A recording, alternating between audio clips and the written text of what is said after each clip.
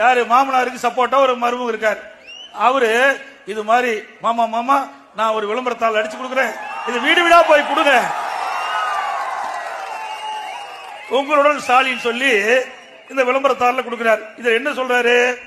தொழில் வரி விதிப்பு, புதிய தொழில் உரிமம் புதுப்பித்தல், குடிநீர் இணைப்பு, அடிப்படை வசதிகள், இதுவரைக்கும் ஒன்னும் செய்யவே இல்லை. இனிமே வந்து கிளிக்க போறாரு. பிறப்பு சான்று, இறப்பு சான்று, புதிய சொத்து காலிமனை வரி விதிப்பு, பாதாள சாக்கடை இணைப்பு, சொத்து வரி பெயர் மாற்றம், கட்டிட அனுமதி, இப்படி ஏராளமா அடிச்சு கொடுத்துட்டாரு. செய்யவா போறாரு? கொடுக்கறதால கொடுக்கற நோட்டீஸ்ல இப்படி ஏராளமா அடிச்சு கொடுத்துட்டு மக்களை வந்து பார்க்க போறாங்களாம்.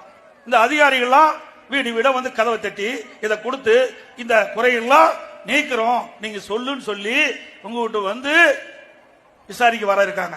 அப்ப 4 ஆண்டு காலமா மக்களை திராவிட முன்னேற்ற கழக தலைவர் இன்றைய முதலமைச்சர் சிந்திக்கவில்லை என்பது அவரே ஒத்துக்கிட்டார்.